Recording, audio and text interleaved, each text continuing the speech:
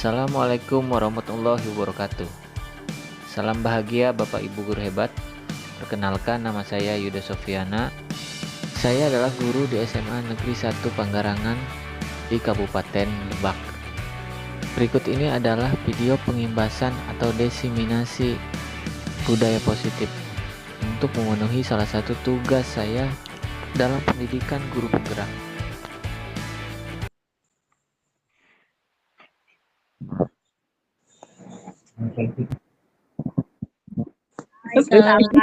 Waalaikumsalam warahmatullahi wabarakatuh.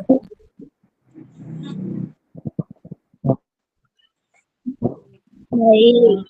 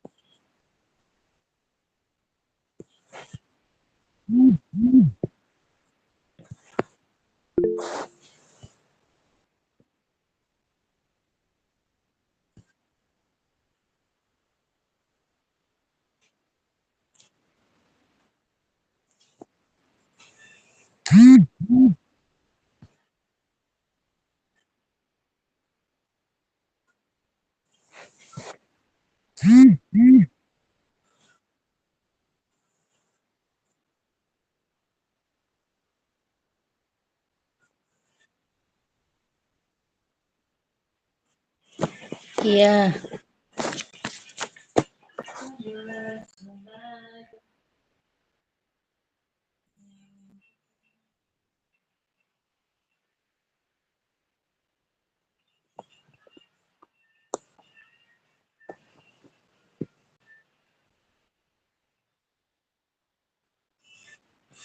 Si Alpi udah dibales, nak.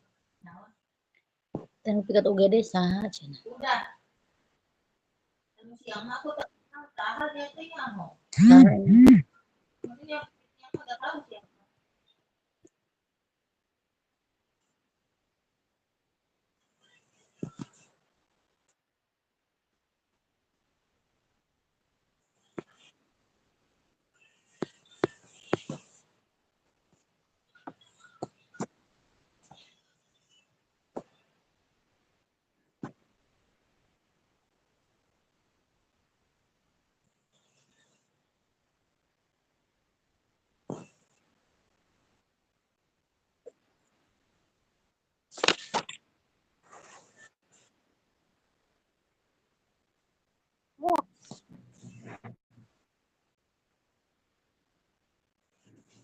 Mana?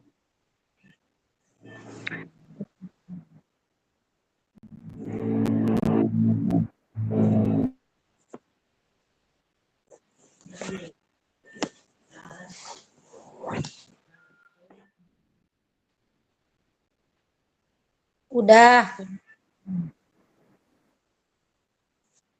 Udah.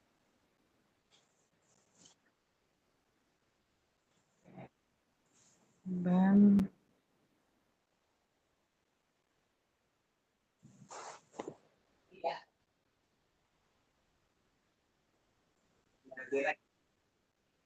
Gambarnya tuh, Pak.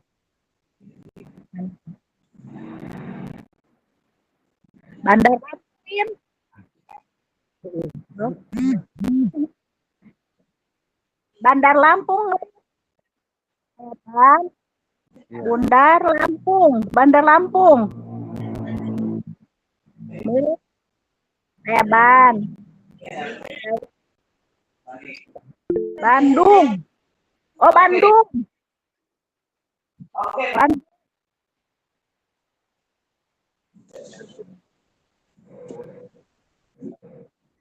Itu bisa ngedit Neta ganti namanya gimana ya? Dung.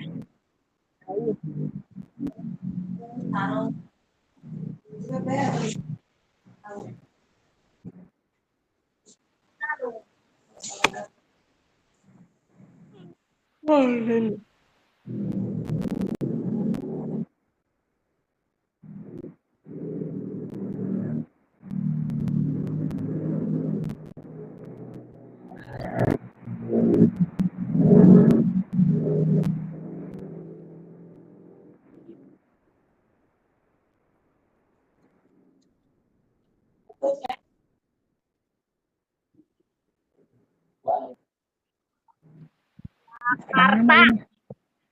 Oh, Jakarta.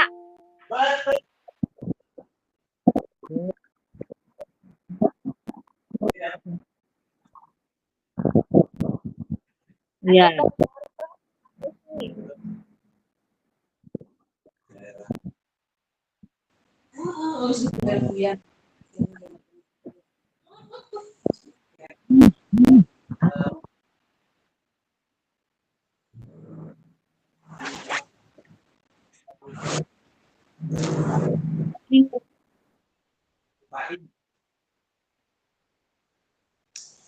Apa ya?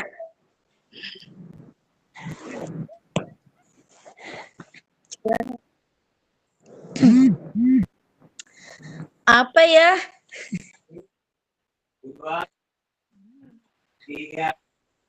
Nggak tahu. Cuko. Hah?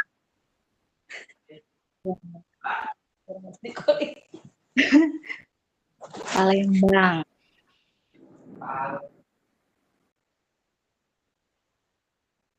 Iya, terima kasih. Palembang. Kelapa warna. Iya, itu bener kelapa warna.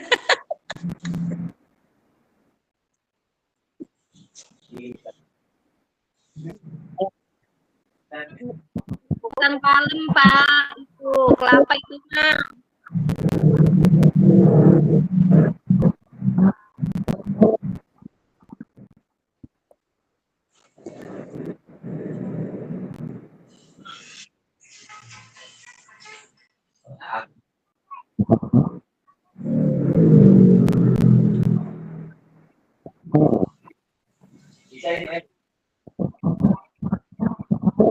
Nah, eta Surabaya, nih. Surabaya. Hah? Surabaya. Surabaya. Kan ada. Kodomo.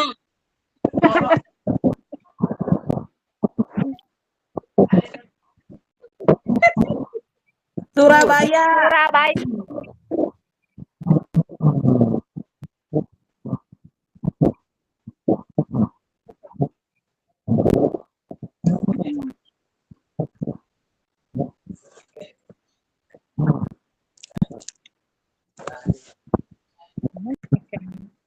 Jumet.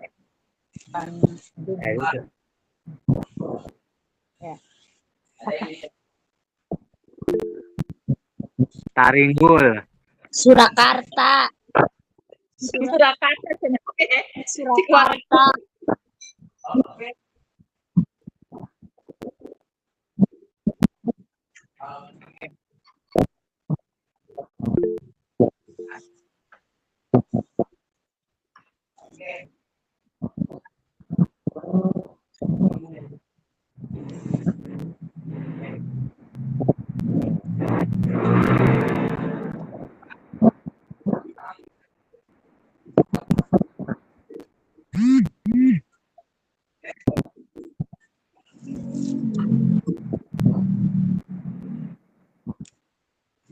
Serang.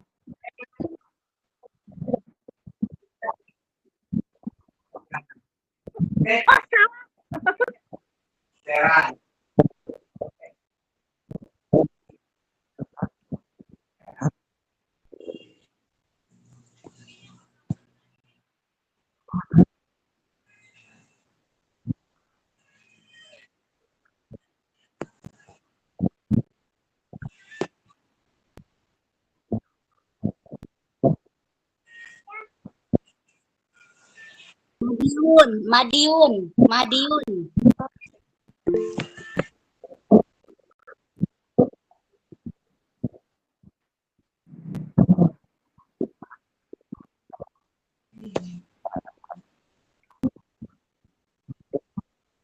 Beres.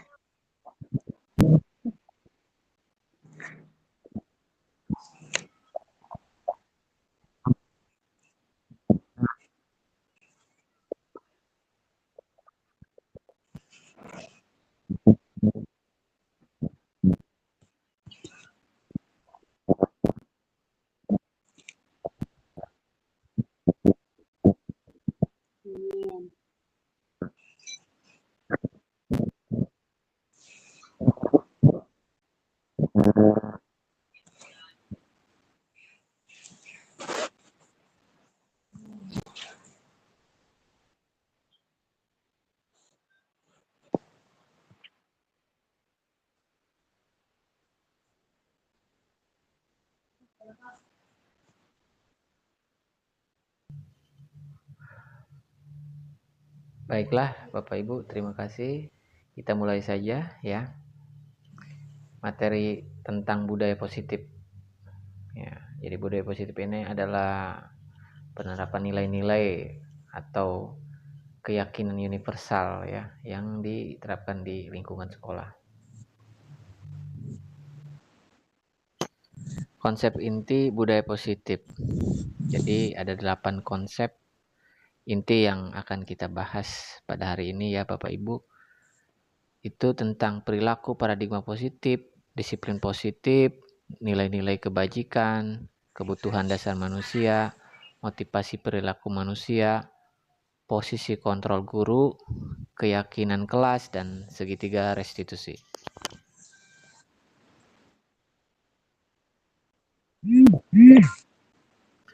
Baik, kita mulai dengan pembelajaran dengan paradigma baru. Jadi pembelajaran dengan paradigma baru ini merupakan pembelajaran yang dirancang berdasarkan prinsip pembelajaran berdiferensiasi, sehingga peserta didik belajar sesuai kebutuhannya berdasarkan tahap perkembangan sesuai dengan teori psikologi modern untuk mewujudkan profil pelajar Pancasila. Ya, jadi tujuan pembelajaran dengan paradigma baru ini mengerucut kepada profil pelajar Pancasila. Jadi seperti yang kita tahu ya Bapak Ibu, profil pelajar Pancasila itu beriman dan bertakwa kepada Tuhan Yang Maha Esa, berkebinekaan global, mandiri, bergotong royong, bernalar kritis, dan kreatif. Seperti itu. Miskonsepsi nih tentang teori kontrol. Jadi ada di sini gambar-gambarnya ya Bapak Ibu. Ilusi guru mengontrol murid, ilusi bahwa penguatan positif efektif dan bermanfaat gitu. Dengan penghargaan itu bisa efektif gitu, bisa mengontrol anak kira-kira gitu ya. Ilusi bahwa kritik membuat rasa bersalah mampu menguatkan karakter gitu ya. Dengan nyari kanan, dengan menyalahkan gitu kira-kira. Penguatan karakter gitu. Itu ilusi. Ilusi bahwa orang dewasa berhak memaksa gitu kan. Nah, jadi si anak itu dipaksa gitu karena kita merasa kita mengerti, kita dewasa gitu.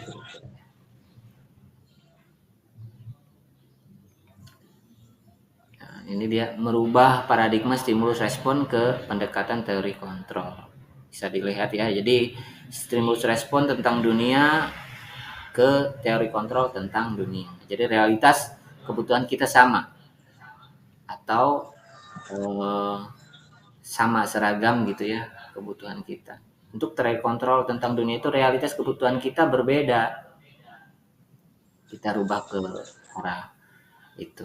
Selanjutnya, semua orang melihat hal yang sama. Untuk teori kontrol tentang dunia, setiap orang memiliki gambaran yang berbeda sebetulnya.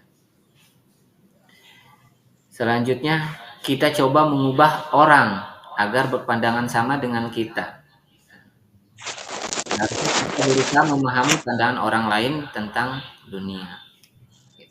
Selanjutnya, perilaku buruk dilihat sebagai suatu kesalahan. Ya. Semua perilaku memiliki tujuan. Selanjutnya, orang lain bisa mengontrol saya. Hanya Anda yang bisa mengontrol diri Anda. Selanjutnya, saya bisa mengontrol orang lain. Anda tidak bisa mengontrol orang lain sebetulnya. Pemaksaan ada pada bujukan yang gagal. Seharusnya kolaborasi dan sensus menciptakan pilihan-pilihan baru. Ini paradigma barunya seperti itu. Model berpikir menang dan kalah. Nah, jadi mulailah model berpikir menang gitu ya, win-win solution. Jadi bukan menang kalah. Tidak ada yang rugi maksudnya. Kita cari win-win solution. Selanjutnya, nah ini dia, disiplin positif. Yang book. Jadi disiplin positif ini adalah berasal dari kata disiplina yang artinya belajar. Ya, disiplin mengacu pada disiplin diri yang memiliki tanggung jawab terhadap apa yang dilakukan berdasarkan nilai-nilai yang diyakini. Jadi disiplin positif ini merupakan salah satu cara penerapan disiplin yang bertujuan untuk menumbuhkan kesadaran serta memberdayakan peserta didik tanpa imbalan penghargaan, ancaman atau hukuman. Kadang-kadang kita dalam mengontrol anak itu ya dengan ancaman atau hukuman gitu ya Bapak Ibu ya, atau penghargaan gitu. Jadi kalau kamu misalkan ranking 1 nanti ibu beri kamu sepeda misalkan gitu kan ya, dengan penghargaan. Atau dengan hukuman aus, kalau tidak sekolah kamu tidak akan beri jajan seperti itu. Jadi kan itu dalam posisi penghukum atau si pemberi penghargaan. Ternyata itu tidak efektif Bapak Ibu ya. Itu untuk jangka panjang. Mungkin saja anak kita nurut pas hari itu karena pengen imbalan saja gitu. Atau takut hukuman saja gitu. Oh iya ya. Mana teh? Jadi Oh iya. pendidikan sebetulnya jangka pendek. Di mana isi macam ke dia baik.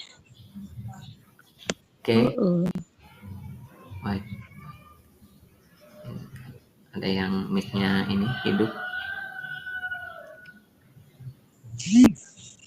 Bentar. Mute all dulu.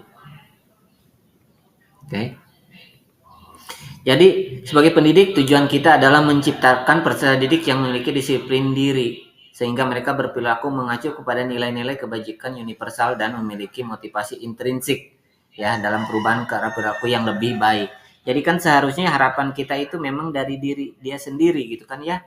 Dari dia sendiri sadar ya bahwa berperilaku baik itu penting.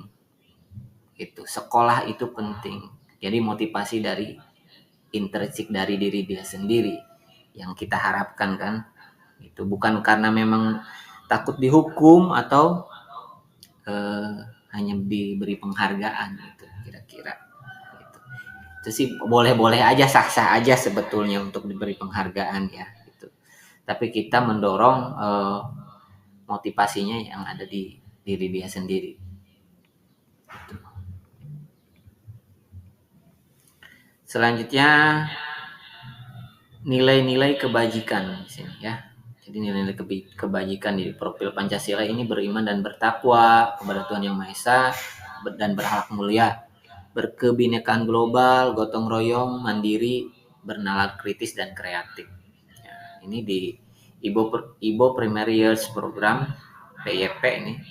Ada ya toleransi, rasa hormat, integritas, mandiri, menghargai, antusias, empati, keingintahuan, kreativitas, kerjasama, percaya diri, dan komitmen. Ya, jadi, kalau di organisasi 9 pilar karakter Indonesia Heartake Foundation ya, IHF, itu cinta Tuhan dan segenap ciptaannya, kemandirian dan tanggung jawab, kejujuran, diplomatis, hormat dan santun, dermawan, suka menolong dan gotong royong, percaya diri, kreatif, dan pekerja keras, kepemimpinan dan keadilan, baik dan rendah hati, toleransi, kedamaian, dan kesatuan. Ini nilai-nilai kebajikan Bapak Ibu yang ada di institusi atau organisasi di Indonesia dan di luar, kira-kira ya gitu. Kita di sini ada di profil pelajar Pancasila untuk di kurikulum Merdeka ini. Selanjutnya, kebutuhan dasar manusia.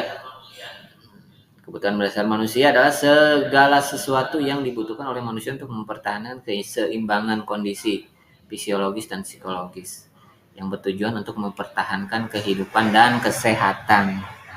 Gitu. Kira-kira ya.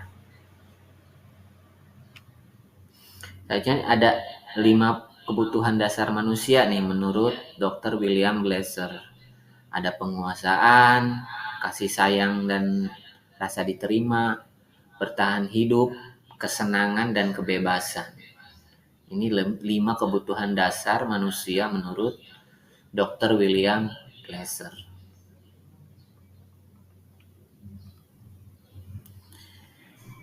Ini motivasi perilaku manusia. Motivasi perilaku manusia.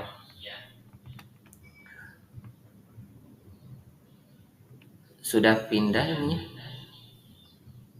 Sebentar.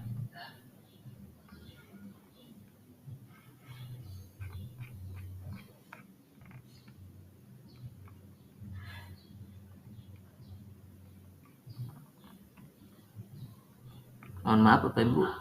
Nih kayaknya tidak pindah ya. Share screen-nya. Right.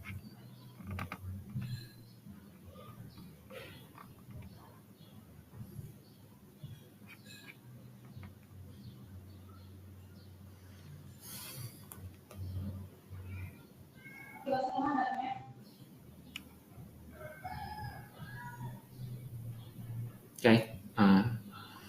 Ini motivasi perilaku manusia tadi Bapak ya. Untuk menghindari ketidaknyamanan atau hukuman. Ya. Jadi untuk mendapatkan imbalan seperti yang saya bahas tadi ya, ketidaknyamanan mendapatkan hukuman atau untuk mendapatkan imbalan atau penghargaan dari orang lain kira-kira gitu, untuk menjadi orang yang mereka inginkan dan menghargai diri sendiri dengan nilai-nilai yang mereka percaya.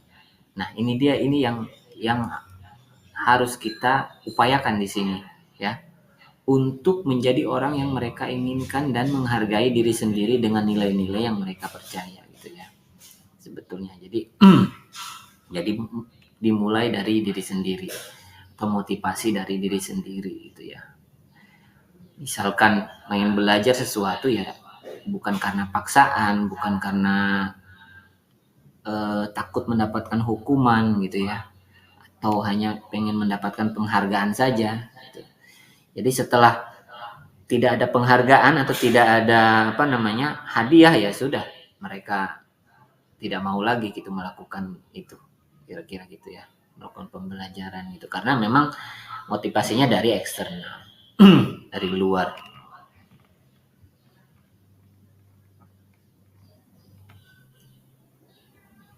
Selanjutnya, konsep disiplin dengan identitas gagal di sini. Nah, di sini ada hukuman, penghargaan. Hukuman itu menyakitkan, tidak nyaman, ya. Murid merasa takut, memaksa, murid menyembunyikan kesalahan, ya. Murid menjadi rendah diri. Jadi, ya, kalau dengan hukuman ya seperti ini efeknya gitu ya. Kadang-kadang murid tidak jujur karena takut mendapatkan hukuman atau tidak nyaman. Kalau dengan penghargaan tidak efektif tadi ya. Merusak hubungan, ada sifat iri, yang macam dapat hadiah ya tidak gitu kan ya. Kira-kira mematikan kreativitas. Mematikan kreativitas, jadi kreativitasnya itu bisa mati kalau memang motivasinya itu ingin mendapat penghargaan saja. Itu menghukum dengan sistem ranking. Nah, sistem ranking juga ternyata tidak efektif, sama dengan penghargaan kira-kira ya. Merampas hak menghargai dirinya. Tadi karena motivasinya dari eksternal.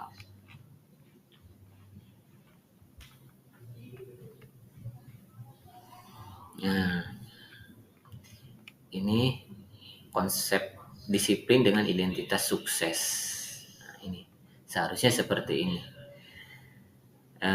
Konsep disiplin dengan identitas sukses.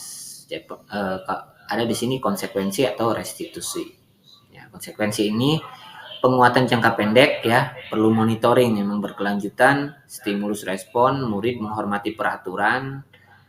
Jadi kehilangan waktu untuk merenungi kesalahan. Kalau restitusi ini yang akan kita upayakan sebetulnya di sini, restitusi. Jadi murid itu bertanggung jawab untuk perilakunya ya.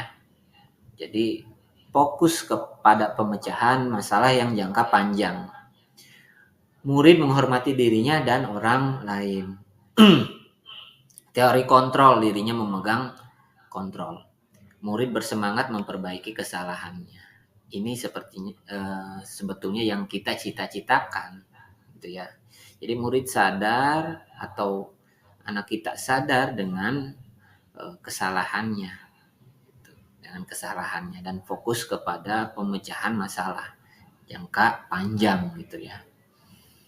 Memang ini tidak mudah Bapak Ibu gitu ya. Kadang-kadang ada saja anak yang sudah ada pendekatan dengan restitusi tadi ya, dengan dengan baik-baik, tapi tetap saja kadang-kadang ada aja anak yang mengulang lagi kesalahannya seperti itu. Ya, ini memang pilihan, hanya pilihan saja restitusi ini dalam mendidik anak yang berbuat atau melanggar kesalahan, melanggar peraturan maksudnya.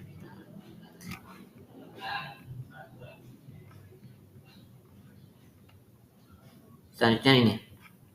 Nah, ini yang kita cita-citakan ya. Konsep disiplin dengan pendekatan restitusi. Jadi, sebuah cara menanamkan disiplin positif pada murid. Ya, jadi, pengertian restitusi adalah proses menciptakan kondisi bagi murid untuk memperbaiki kesalahan mereka sehingga mereka bisa kembali kepada kelompok mereka dengan karakter yang lebih kuat. Ini menurut Gosen 2004. Jadi ciri-ciri restitusi ini bukan menebus kesalahan, namun belajar dari kesalahan. Memperbaiki hubungan, jadi tawaran bukan paksaan, ya, gitu. Tawaran. Bagaimana seharusnya mereka berperilaku. Gitu. Jadi restitusi itu menuntun untuk melihat ke dalam diri. Restitusi mencari kebutuhan dasar yang mendasari tindakan. Restitusi diri adalah cara yang paling baik. Jadi restitusi fokus pada karakter bukan tindakan. Restitusi fokus pada solusi. Ya. Restitusi mengembalikan murid yang berbuat salah pada kelompoknya. Jadi tidak dengan cara menghukum gitu ya, menghukum. Jadi mengajak diskusi gitu. Apa yang harusnya dia lakukan gitu ya. Jadi ini pendekatan restitusi ini sebetulnya seperti itu. Balik lagi memang tidak mudah ya Bapak Ibu ya. Selanjutnya yang perbedaan. Nah, kita bisa lihat di sini perbedaan. Contoh kasus siswa sering tidak mengerjakan PR kasusnya ini ya.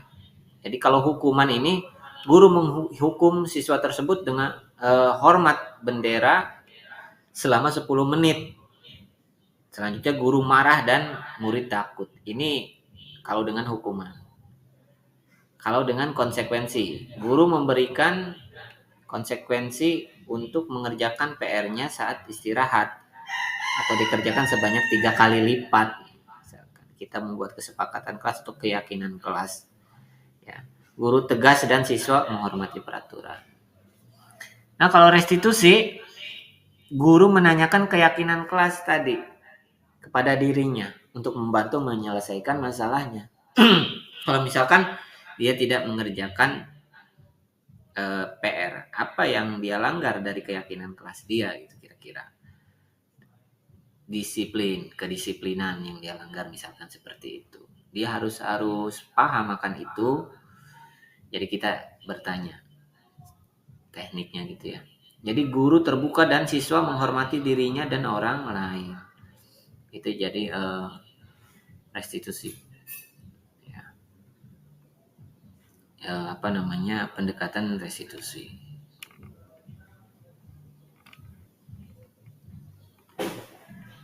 Selanjutnya ada 5 posisi kontrol restitusi nih. Bapak Ibu, ada penghukum, pemantau, ada penghukum, pembuat rasa bersalah, sebagai teman, sebagai pemantau, terakhir sebagai manajer. Jadi seperti tadi ya, posisi kontrol kita itu, guru itu ada di mana nih? Apakah masih dengan penghukum ataukah dengan pembuat rasa bersalah gitu, atau sebagai teman atau pemantau atau manajer. Ini jadi 5 posisi kontrol guru. Nah, contoh penerapan 5 posisi kontrol di sini. Misalkan penghukum ini contohnya seperti ini. Patuhi aturan sekolah lalu berdiri di depan barisan. Itu contoh guru yang di posisi penghukum. Kalau pemantau itu, kamu sudah melanggar apa peraturan dan konsekuensinya? Itu pemantau. Kamu sudah melanggar. Apa peraturan dan konsekuensinya? Misalkan gitu ya. Kalau misalkan ada siswa yang melanggar, itu dia dalam posisi pemantau. Kalau teman, ya ini contohnya. Ayolah yang tertib, buat ibu guru atau bapak ibu bangga, kali ini tidak apa-apa kamu salah. Itu posisi teman. Contohnya ya. Kalau pembuat rasa bersalah itu, misalkan beberapa kali bu guru atau bapak ibu, bapak gitu ya, harus memberitahu kamu. Bu guru kecewa sama kamu gitu. Atau bapak kecewa sama kamu. Nah, itu pembuat rasa bersalah gitu. Dengan kata-kata seperti itu. Nih, kalau manajer, jadi apakah kamu tahu kesalahanmu? Kita tanya kan gitu ya. Kira-kira bagaimana kamu memperbaiki kesalahan ini? Jadi balik lagi, dia paham tidak itu dengan kesalahan yang sudah dia lakukan. Itu kalau di posisi manajer.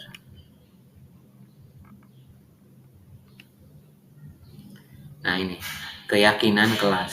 Jadi mengapa keyakinan kelas kita, mengapa tidak peraturan kelas saja? Mengapa harus keyakinan kelas? Itu yang dipakai ya, bukan peraturan. Jadi mengapa kita memiliki peraturan tentang penggunaan helm pada saat berkendara roda motor? Mengapa kita memiliki peraturan tentang penggunaan masker dan mencuci tangan setiap hari?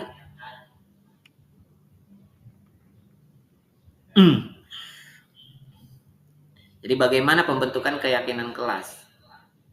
Jadi kalau keyakinan kelas ini memang lebih abstrak dari peraturan, berupa pernyataan yang universal, dibuat dalam bentuk positif, sedikit saja biar mudah diingat gitu ya.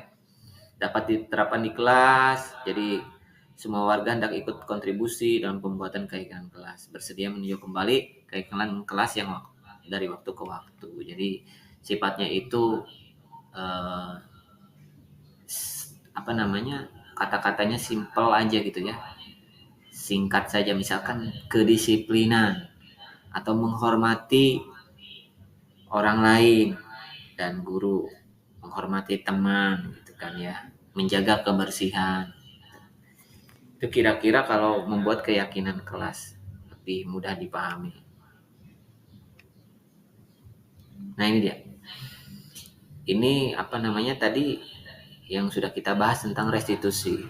Jadi ada segitiga restitusi di sini. Ya. Jadi pertama itu menstabilkan identitas. Kita semua akan melakukan hal yang terbaik yang bisa kita lakukan. Selanjutnya validasi tindakan yang salah. Jadi semua perilaku memiliki alasan. Yang terakhir ini menanyakan keyakinan. Kita semua memiliki motivasi internal. Itu kira-kira ini segitiga restitusi. Tahapannya ya, menstabilkan identitas, validasi tindakan yang salah, menanyakan keyakinan. Seperti tadi keyakinan yang sudah kita buat. Jadi selanjutnya sudah tidak ada lagi. Thank you, terima kasih. Jadi terakhir ini ya di segitiga restitusi ini, Bapak Ibu. Penerapannya ada banyak kok di YouTube, saya juga buat di YouTube Baratayuda, boleh dibuka contohnya seperti itu kira-kira. Baik, sesi selanjutnya sesi tanya jawab ya. Saya buka 2 saja ya Bapak Ibu ya. Oke, Ibu Heni sudah raise hand. Silakan kalau ada yang ditanyakan. Oke.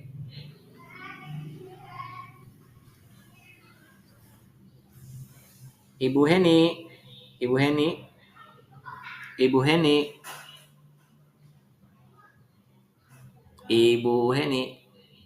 Oh, kayaknya kepencet deh itu ya. Iya. Oh iya, Ibu raise hand itu. Ada pertanyaan, Ibu? Iya, ada. Oke, baiklah. Silakan, Bu.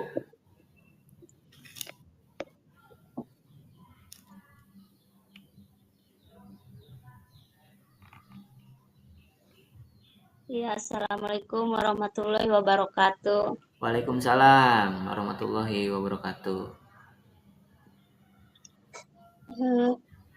Dari hasil penjelasan tadi atau hasil dari presentasi, ada yang mau saya tanyakan tentang ini ya, sekarang ini kan pembelajaran berdiferensiasi ya. Baik. Ya. Jadi apa yang harus kita lakukan supaya pembelajaran berdiferensiasi ini berhasil gitu, karena memang di lapangan pada kenyataannya memang agak kesulitan juga ya gitu.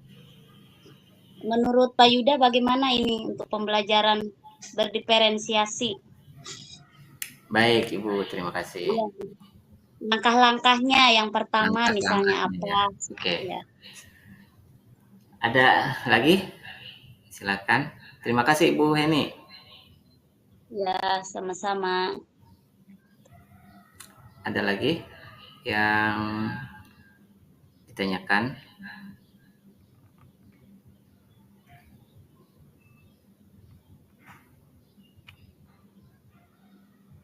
Ibu Priska Andesi?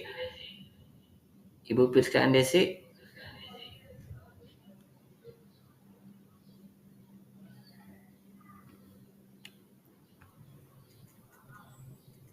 Boleh ditanya? Silakan. Ya. Assalamualaikum warahmatullahi wabarakatuh. Selamat siang.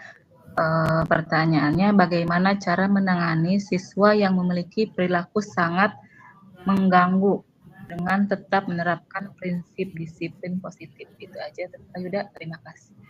Baik, terima kasih Ibu Andesi. Ya.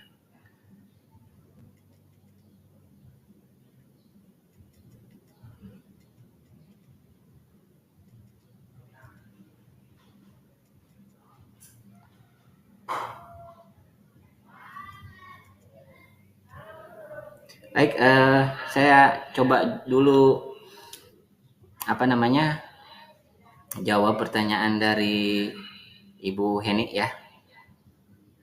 Iya betul sekali Bu ya. Terkadang gaya atau penerapan berdiferensiasi itu memang tidak mudah ya, gitu ya. Tidak mudah. Kita harus mengklasifikasi kebutuhan-kebutuhan murid dengan tadi berbagai keunikannya ya. Memang ada yang sangat aktif sekali gitu ya, tidak cicing gitu ya. Ada yang memang pasif. iya, ada yang memang dia pasif gitu, pasif mendengarkan dengan baik gitu. Ada. Nah, saya memakai aplikasi Bu nih. Saya di SMA ya Bu ya memakai aplikasi yang mengklasifikasikan murid-murid ke dalam ada yang visual gitu ya, ada yang kinestetis, ada yang secara audio. Nah, jadi pendengaran gitu ya. Jadi memang kalau saya di awal pertemuan itu saya gunakan dulu seperti itu gitu ya. Kira-kira kita identifikasi dulu murid-murid dengan berbagai jenis itu ya. Kira-kira si Anu kemana nih? Lebih kemana? Atau kinestetis atau visual gitu ya? Atau ada keduanya gitu? Atau lebih kemana? Nah, setelah itu kita laksanakan tuh ya.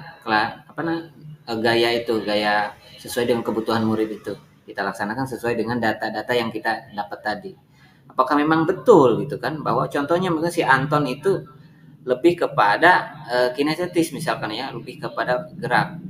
Nanti kita sesuaikan dengan kebutuhan dia gitu ya. Dengan pembelajaran di luar gitu ya, tidak harus di kelas misalkan gitu ya. Kita cari ruang yang lain gitu. Ruang yang lain. Misalkan saya di prakarya nih Bu ya, prakarya dan kewirausahaan ini Bu ya. Misalkan Anton ini karena dia lebih senang bergerak gitu Bu ya, bergerak tadi ya, kinestetis itu saya tugaskan dia untuk wawancara kepada pengusaha-pengusaha gitu ya, atau warung-warung gitu. Jadi lebih bergerak, tidak di kelas saja gitu misalkan. Kalau yang visual misalkan saya perlihatkan video ya di kelas. Video gitu. Ada video pengolahan makanan misalkan Bu ya. Contoh membuat keripik gitu. Nah, seperti ini langkah-langkahnya dengan video gitu Bu ya. Yang audio ya jelas dengan mendengarkan kita saja dia sudah bisa paham gitu ya. Sudah bagus. Gitu kira-kira Ibu ini mudah-mudahan tidak puas. Boleh Ya Pak, ya mengerti ya. Baik Ibu, memang tidak mudah Bu jadi riwuh memang ya ke guru teh Bu. Jadi biasanya kita metodenya ceramah saja ya. Sekarang kita dituntut harus seperti itu. Sesuai. Kita memang tidak memaksakan ya. Kadang-kadang saya juga lebih di visual gitu ya, visual ke kinestetis Bu ya. Kalau diem dengerin aja di kelas itu bosan memang ya. Kalau orang seperti saya mungkin ya lebih senang bergerak gitu. Bergerak. Jadi monoton. Nah, seperti itu Bu. Ya memang kebutuhan beda-beda ya kebutuhan atau cara belajarnya beda-beda gitu. Nah, kita itu. Baik, terima kasih Bu. Selanjutnya dari Ibu Andesi. Oke, jadi cara menangani anak yang sangat mengganggu ya Bu ya, yang sangat di kelas. Sebutnya tadi diulangi Bu. Itu namanya itu disruptif. Ya disruptif ya, sangat mengganggu gitu maksudnya bagaimana cara penanganannya gitu ya. Memang tetap kita pertama-tama memang harus jaga emosi Bu ya, jaga kesabaran memang dengan siswa yang seperti itu gitu ya. Troublemaker kali ya, pembuat Ya, masalah. kadang-kadang seperti itu tuh. Tetap Bu, yang kita tuju tetap harus lebih ke pendekatan secara restitusi tadi, Bu. Ya, tetap kita panggil gitu ya.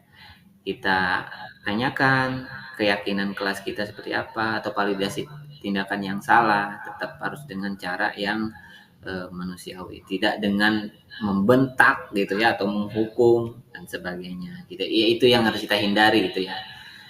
Gitu dengan cara-cara yang seperti itu. Memang tidak mudah gitu Bu. Kadang-kadang ada anak ya iya tapi balik lagi gitu Bu ya melakukan hal seperti itu lagi. Nah itu mungkin ada penanganan lebih lanjut lagi. Mungkin kita bisa ngobrol dengan orang tuanya atau dipanggil dengan orang tuanya. Gitu kira-kira ya. Itu saya juga mengalami seperti itu. Kita sudah ngomong baik-baik dengan pendekatan yang baik-baik tadi ya, dengan segala restitusi tadi gitu ya. Tapi anak ini mengulang lagi gitu. Memang kejadian sih Bu, seperti itu. Kejadian. Ya kita selanjutnya bisa memanggil orang tuanya, kita berdiskusi sama-sama gitu. Tapi tetap kita menghindari dengan penghukuman gitu. Penghukuman. Kita menghindari situ.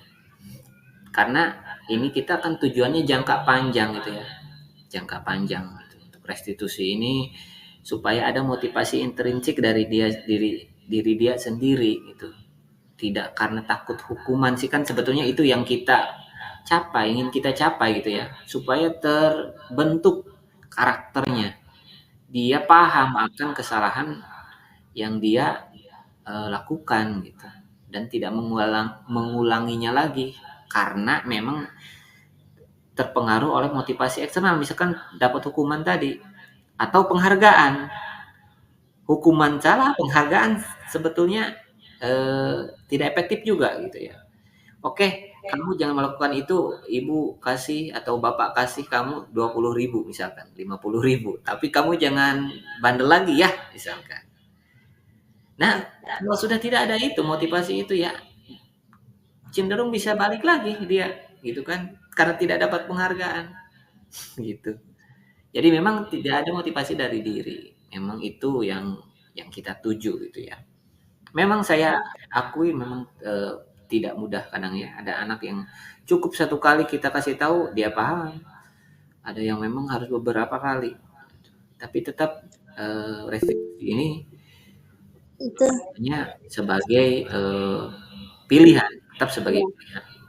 Baik, ini memberikan reward juga ke anak nggak boleh ya. sebetulnya Ibu,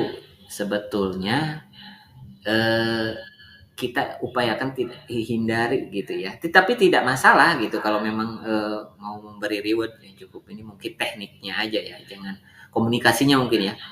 Ini kamu kalau misalkan ranking 1, Ibu kasih sepeda misalkan ya. Jadi memang itu juga tidak efektif Bu kalau dalam teori ini ya.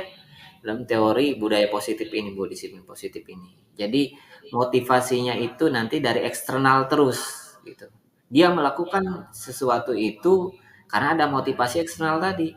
Khawatir kalau sudah tidak ada motivasi eksternal tadi atau penghargaan tadi, dia tidak akan melakukannya lagi gitu. Gitu Bu, kira-kira ya. Tapi sah-sah saja sih ya kita sebagai orang tua atau sebagai guru ya memberi penghargaan ya. Kadang-kadang kita juga sama ya Bu ya. Ikut Zoom atau ikut rapat pengen sertifikatnya gitu ya Bu ya. Harganya ya tidak apa-apa ya.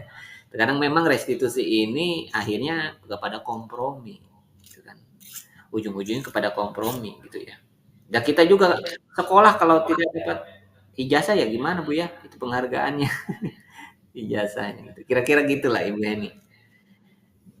Ada lagi Bu? Nggak ada. Ya, terima kasih. Ibu Andesi puas? Mudah-mudahan tidak puas. Terima kasih. Ya, Jelas ya. tetap sabar, tetap jaga emosi, jaga. Kadang memang sibuk kita juga ya dengan menghadapi murid-murid yang seperti itu tuh harus ekstra sabar gitu ya. Tetap kita kedepankan pendekatan restitusi tadi ya, gitu dengan yang Pak Yuda. tadi. Baiklah, ada lagi kira-kira? Oke. Sudah tidak ada lagi mungkinnya pertanyaan. Alhamdulillah ini sudah di penghujung acara ya. Hatur nuhun, terima kasih Bapak Ibu atas waktunya. Ya, mudah-mudahan ini bermanfaat bagi kita semua gitu ya. Kira-kira akhir kata saya ucapkan wassalamualaikum warahmatullahi wabarakatuh. Waalaikumsalam warahmatullahi wabarakatuh. Baik, mangga Ibu tiasa live saja, tiasa meninggalkan ini, tidak apa-apa. Siap. No, dadah, sudah foto bareng ya gitu ya. Temati, terima kasih. Udah foto bareng kan? Iya, sudah.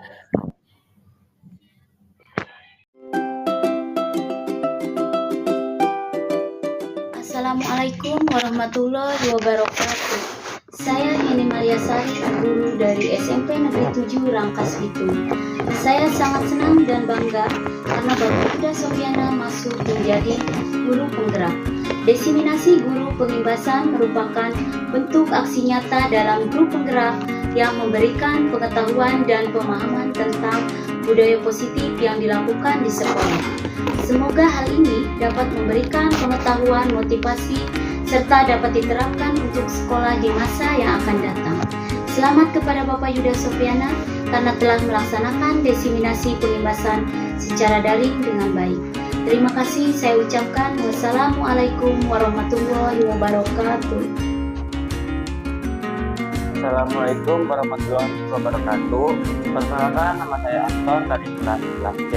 Saya mengucapkan terima kasih kepada Pak Yuda yang telah mengajak diskusi.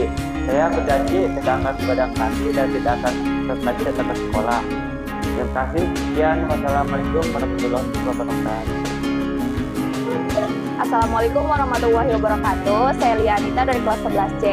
Kepada Pak Yuda, terima kasih sudah mengajak saya berdiskusi dan saya sadar bahwa saya harus lebih banyak mengontrol emosi, sabar, dan jangan marah-marah lagi. Terima kasih. Wassalamualaikum warahmatullahi wabarakatuh.